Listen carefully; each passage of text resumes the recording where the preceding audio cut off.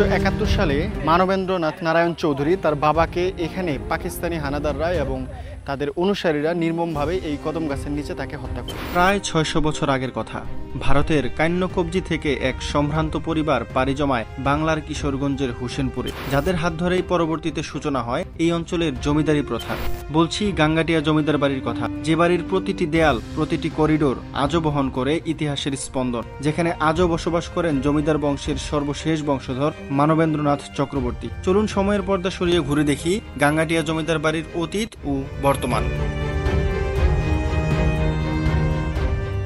গাঙ্গাটিয়া জমিদার বাড়ির অবস্থান কিশোরগঞ্জ জেলার হোসেনপুর থানার গোবিন্দপুর ইউনিয়নে। আমি নিজে গিয়েছিলাম ভালুকা থেকে। গফরগাঁও হয়ে হোসেনপুর যাওয়া ছিল একদমই সহজ। পুরো পথ জুড়ে ছিল গ্রাম বাংলার মন মাতানো সৌন্দর্য, সোনালী মাঠ, পাকা ধানের গন্ধ আর শান্ত পথ যেন যাত্রাকেই করে তুলেছিল আরো উপভোগ্য। গাঙ্গাটিয়া জমিদার বাড়ি যাওয়ার পথে আমরা এখন আছি হচ্ছে গফরগাঁওয়ের কাছাকাছি, মানে গফরগাঁও থেকে হোসেনপুরের যে রাস্তাটা ঢুকে গেছে সেই রাস্তায়। আর এই রাস্তায় ঢুকেই আমরা একটা জিনিস দেখলাম এখানে, সেটা হচ্ছে যে আমি এখন যে রাস্তা দিয়ে হাঁটতেছি আপনারা দেখতে পাচ্ছেন, দুই পাশে হচ্ছে সারি সারি তাল গাছ এবং দুই দিকে বাঁকা হয়ে উঠে গেছে। আলমডাঙ্গায় এই ধরনের একটা রাস্তা আছে। তো রুরাল এরিয়া ভিজিট করার সার্থকতা হচ্ছে এই একটাই, যে আপনি তখন যেখানে খুশি থামতে পারবেন এবং সেখানের এই রকমের কিছু সৌন্দর্য দেখতে পারবেন। আমরা এখন আছি হোসেনপুরে, আর এই হোসেনপুর থেকে গাঙ্গাটিয়া জমিদার বাড়ির দূরত্ব হচ্ছে প্রায় ৭ কিলোমিটার। তো আপনারা চাইলে গফরগাঁও রেল স্টেশনে নেমেও এদিকে চলে আসতে পারবেন, অথবা যদি চান আপনারা কিশোরগঞ্জ রেল স্টেশনে নেমেও কিন্তু আসতে পারবেন। ঢাকা থেকে 11 সিন্দুর এক্সপ্রেস নামের একটি ট্রেন সরাসরি কিশোরগঞ্জ চলাচল করে। এখন আমরা চলে এসেছি হোসেনপুরের গাঙ্গাটিয়া জমিদার বাড়িতে, যেই জমিদারির গোড়াপত্তন শুরু হয়েছিল ব্রিটিশ শাসন আমলের শুরুর দিকে। আর ঢুকেই একটা গুড ইমপ্রেশন হলো আমাদের, সেটা হচ্ছে আমার পিছনে আপনারা দেখতে পাচ্ছেন এটা কিন্তু একটা বকুল গাছ। ঢুকে আমি আমার নাকে একটা অসাধারণ সুন্দর স্মেল পাচ্ছিলাম। পরে আমি সুমন ভাইকে জিজ্ঞাসলাম, সুমন ভাই এটা কিসের গ্রান? এটা যে বকুল ফুল গাছ সেটা কিন্তু আমার জানা ছিল না, সুমন ভাই আমাকে চিনাই দিল। একটি ইন্টারেস্টিং বিষয় হচ্ছে এই জমিদার বাড়ির শেষ বংশধর মানবেন্দ্র চৌধুরী কিন্তু এখনও এই বাড়িতে বসবাস করেন। এই জমিদার বাড়ির গোড়াপত্তন শুরু হয় ব্রিটিশ শাসনামলের শুরুতে। এর প্রতিষ্ঠাতা ছিলেন ভোলানাথ চক্রবর্তী, যিনি ছিলেন জাতিতে ব্রাহ্মণ, হিন্দু ধর্মে যারা সর্বোচ্চ মর্যাদা ও সম্মানের অধিকারী। এই পরিবারটি ছিল উচ্চ শিক্ষিত, বিদ্যা বুদ্ধিতে গুণান্বিত। তাদের আদি নিবাস ছিল ভারতের কান্যকব্জি অঞ্চলে। প্রায় ৬০০ বছর আগে তারা হোসেনপুরে এসে স্থায়ীভাবে বসবাস শুরু করেন। ব্রিটিশ আমলের শুরু থেকেই এই বংশের জমিদারিত্ব শুরু হয়। দেশভাগের পর জমিদারি প্রথা বিলুপ্ত হলেও এই বংশের ইতিহাস, ঐতিহ্য আর সম্মান আজও টিকে আছে। মূল প্রবেশদ্বার দিয়ে এই জমিদার বাড়ির ভিতরে ঢোকার পরই আপনাদের চোখে পড়বে এক পাশে এই ধরনের লম্বা লম্বা নারকেল গাছের সারি, এবং এই জায়গাটা এতটা স্মুথিং আপনারা না আসলে সেটা কল্পনাও করতে পারবেন না। আর এই রাস্তা ধরেই আপনারা সরাসরি সামনে যাওয়ার পর দেখা পাবেন এই জমিদার বাড়ির প্রধান ভবনটি, যেটা সর্বপ্রথম এখানে প্রতিষ্ঠা করা হয়।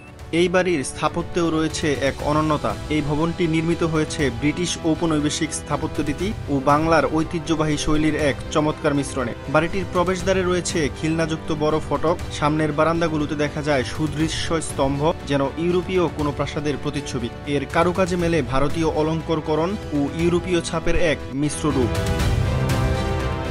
দর্শক, আমি এখন দাঁড়িয়ে আছি এই জমিদার বাড়ির ভিতরে একটি ধ্বংসপ্রায় ভবনের সামনে। আর এই ধ্বংসপ্রায় ভবনটি একসময় ব্যবহার করা হতো এই জমিদার বাড়ির বিভিন্ন কাগজপত্র সংরক্ষণের জন্য।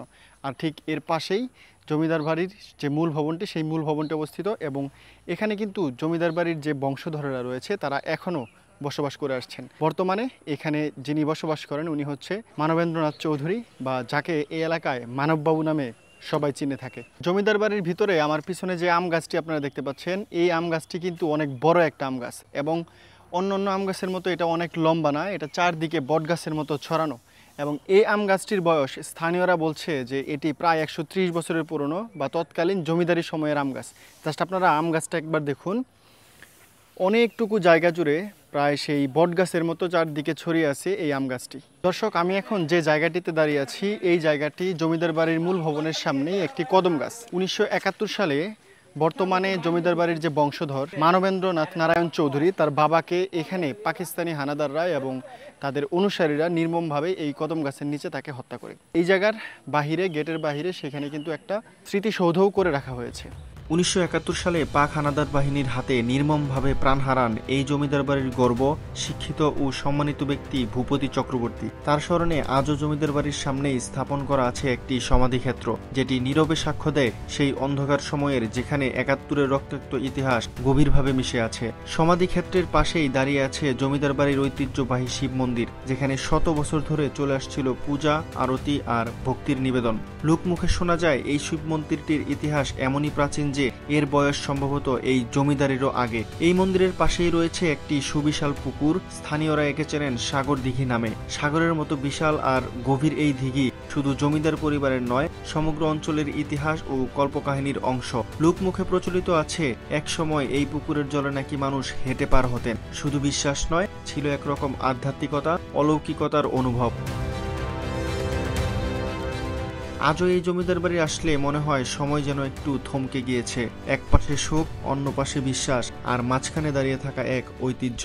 দর্শক, হোসেনপুরের গাঙ্গাটিয়া জমিদার বাড়িটি অনেক ছোট হলেও এটি এই অঞ্চলের একটি জীবন্ত ইতিহাস। এবং বাংলাদেশে আজ পর্যন্ত আমি যে কয়টি জমিদার বাড়িতে গিয়েছি, কোনো জমিদার বাড়িতেই তাদের বংশধরদের অস্তিত্ব পাইনি। বাট এখানে এখনো আপনি আসলে জমিদার বাড়ির বংশধরদের অস্তিত্ব পাবেন। তো দর্শক, আজকে শেষ করছি গাঙ্গাটিয়া জমিদার বাড়ির ভিডিও এখানেই। আর চ্যানেলে আপনি প্রথম হয়ে থাকলে অথবা আমার ভিডিও আপনি প্রথম দেখে থাকলে চ্যানেলটি সাবস্ক্রাইব করতে পারেন। দেখা হচ্ছে নেক্সট ভিডিওতে। সে পর্যন্ত সবাই ভালো থাকুন। আল্লাহ হাফেজ।